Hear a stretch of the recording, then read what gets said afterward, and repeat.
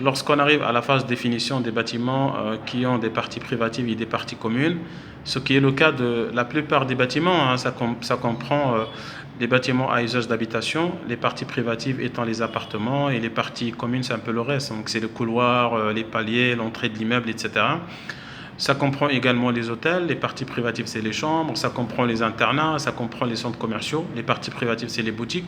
Donc ça comprend vraiment un grand pourcentage d'immeubles. Donc lorsqu'on a en face de nous un bâtiment qui a des parties privatives et des parties communes, tout le monde est d'accord que les finitions doivent commencer par les parties privatives. Pourquoi? Parce que c'est des espaces réduits, donc on peut achever complètement et puis fermer. Et comme ça, on est sûr que ce travail ne va plus être bousillé. Et même dans le cas où on a oublié de faire par exemple des choses, ou dans le cas où on veut faire le traitement de malfaçon, l'accès à ces parties privatives après achèvement, donc bien sûr ils vont être fermés. L'accès se fera toujours par autorisation. Donc les ouvriers, les travailleurs qui vont faire des interventions, ils vont le faire, mais avec autorisation. Ça veut dire que n'importe qui n'aura plus le droit d'accéder comme il veut à ces parties privatives.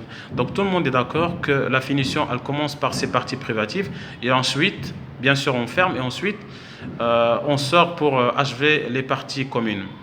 Mais là, il y a la différence, c'est par quelle partie privative il faut commencer. Vous allez voir que la plupart des maîtres d'ouvrage et beaucoup d'ingénieurs en tout cas, ils cherchent coûte que coûte à commencer à terminer soit des zones entières, soit des niveaux. Par exemple, si nous avons en face de nous un bâtiment qui fait 15 étages, donc ils cherchent coûte que coûte à terminer par exemple le 15e étage, ensuite le 14e, le 13e, etc. Et vous allez voir aussi que la plupart des maîtres d'ouvrage, ils vont vous demander de leur livrer étage par étage ou bien zone par zone. Et ça, c'est une méthode qui est complètement fausse. Pourquoi? Pourquoi d'abord ils le demandent? Parce que c'est plus facile à gérer, ça veut dire c'est plus facile à mémoriser et à dire que telle zone est finie ou tel étage est fini, etc. Mais normalement, ce qu'il faut faire, et c'est pourquoi c'est complètement faux, parce qu'on est en train de se créer gratuitement une contrainte de plus qui est forcément de prioriser un étage par rapport à d'autres étages, ou une zone par rapport à d'autres zones, alors qu'on n'en a pas besoin.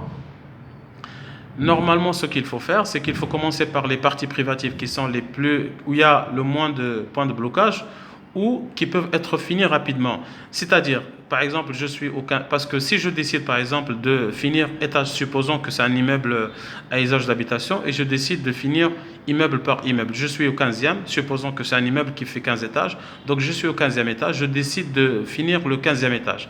Mais au 15e étage, il y a par exemple 6 appartements ou 7 appartements, mais parmi les 7 appartements, il y a un appartement qui a un point de blocage, et ce point de blocage, il nécessite par exemple 2 semaines pour être traité. Je ne peux pas être bloqué pendant 15 jours.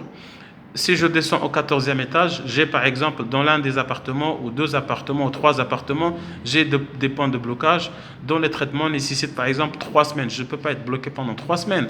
Donc si je décide de finir zone par zone ou bien niveau par niveau, je suis en train de me créer gratuitement des contraintes supplémentaires pour rien.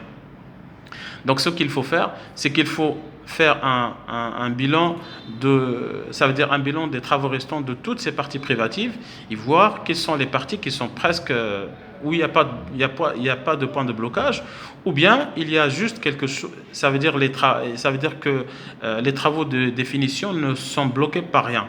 Donc là, on va commencer par ces parties, indépendamment de leur emplacement. C'est-à-dire que, bien sûr, je dois avoir mon tableau de bord dans lequel je mets l'ensemble des parties privatives avec l'ensemble des travaux restants ou éventuellement des points de blocage.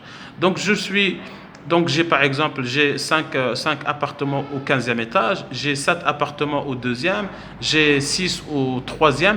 Donc je vais commencer d'abord par les parties privatives qui ne sont bloquées par rien. Donc là déjà je suis en train d'avancer.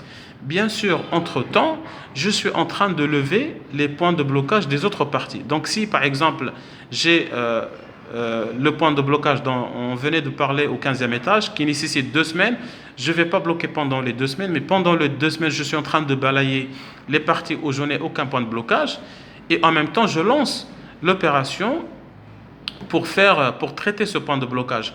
Donc pendant les 2 semaines, j'aurai déjà traité beaucoup de parties communes, beaucoup de parties privatives, et Et une fois les 2 semaines écoulées, ben, il se trouverait que ce point de blocage aurait été traité dans cet appartement aussi. Et j'ai pris un exemple d'un appartement, mais bien sûr que ça, c'est le même traitement concerne les autres parties où il y a un point de blocage.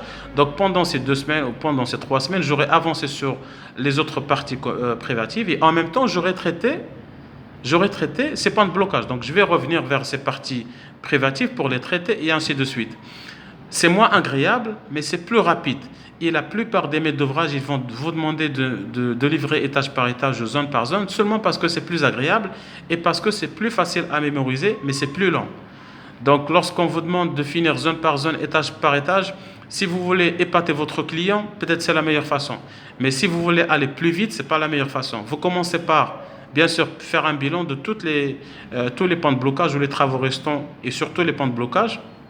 Mais de manière générale, les travaux restants de l'ensemble des parties privatives, vous commencez par traiter là où il n'y a pas de problème et en même temps, vous lancez en parallèle, vous lancez le traitement des points de blocage et donc vous êtes en train de terminer et en même temps, vous êtes en train de lever ces points de blocage et donc à chaque fois que vous avez un point de blocage qui est levé, vous pouvez terminer ce partie privative et comme ça, le travail, il avance beaucoup, beaucoup plus rapidement.